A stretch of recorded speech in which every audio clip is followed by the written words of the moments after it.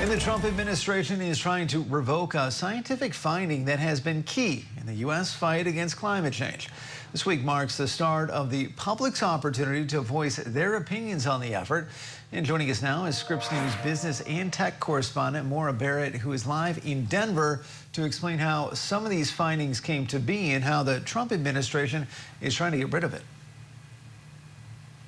Well, Andrew, good afternoon. The scientific finding is known as the endangerment finding, and it's the 2009 legal declaration that basically says that greenhouse gases and other carbon emissions endanger public health, and it's given the EPA the obligation to protect against that pollution. Now, we know that the Trump administration is trying to push sweeping deregulation across the board, but my reporting found that this particular move was done in a way that scientists who conducted the research that the report cited, they say it was twisted and miscited at the same time that other groups are flagging that meetings happened behind the scenes in a way that they're calling was against the law.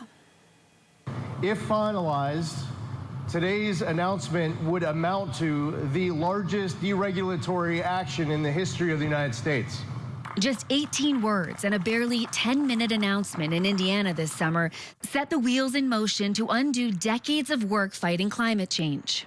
What's known as the endangerment finding has been backed both scientifically and legally for nearly 20 years. In 2007, the Supreme Court ruled that 6 greenhouse gases, including carbon dioxide, methane, and nitrous oxide, are air pollutants. In 2009, the Environmental Protection Agency found these gases cause pollution that directly endangers public health. So the agency started regulating emissions from coal and gas-fired power plants, car and truck exhaust, and methane from the oil and gas industry. But now, President Trump's EPA has a different priority.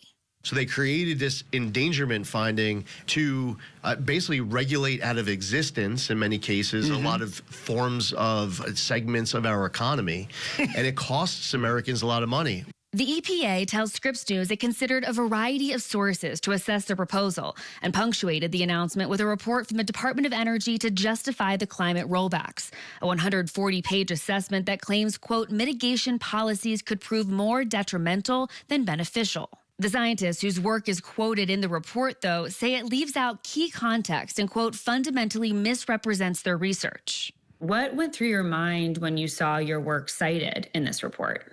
I think the word I used was gobsmacked.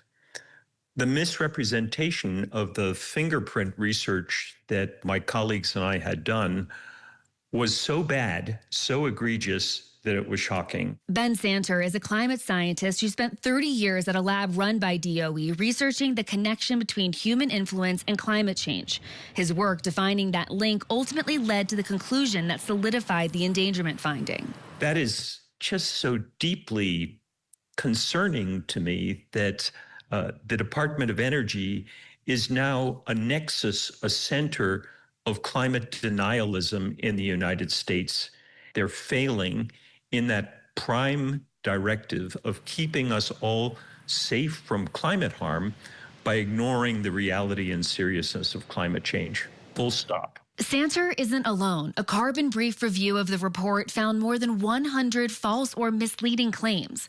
But Energy Secretary Chris Wright maintains the report did not miscite or alter data. The report discusses that the resources that have been used over the last decade as being allocated towards, quote, science fiction. So my question is, does the Department of Energy then recognize the connection between human impact and climate change? The report, of course, walks through the rise in atmospheric CO2 concentration, the rise in methane. They do lead to a warming.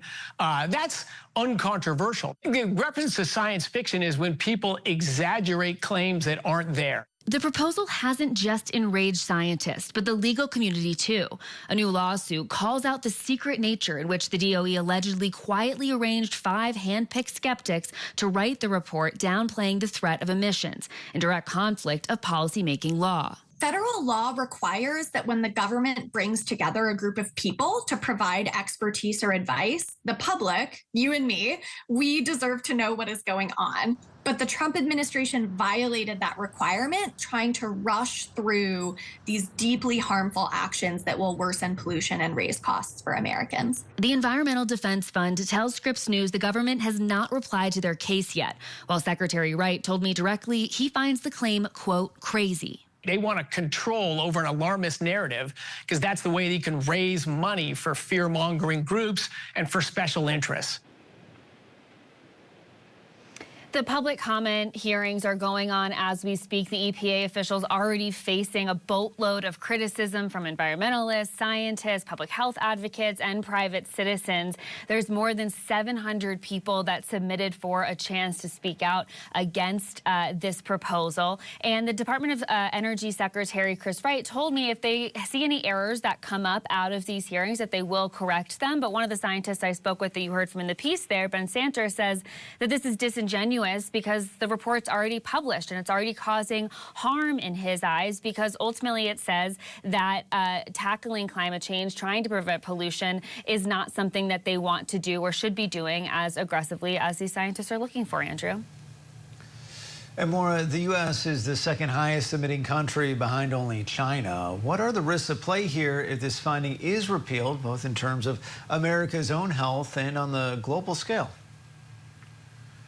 Well, without regulation on emissions, air pollution will only get worse. So think about people with asthma or other issues with respiratory problems. That is something that public health advocates are really concerned about. And despite Secretary Wright telling me that the Department of Energy doesn't recognize the connection between this pollution, these emissions, and the increase in severe weather, the data says otherwise. In fact, a new report from the American Meteorological Society was recently released and called out that 2024 was a record-breaking year in terms of global greenhouse gas emissions, as well as sea levels, air and water temperatures, and glacial ice melt. So these are all really important factors that are being affected here. And what's more, when you look at the global competition, one of the researchers pointed out that if the U.S. doesn't take the time now to invest in renewable energy sources like wind and solar, that's where the markets are trending internationally. And so countries like China are already investing in developing these technologies,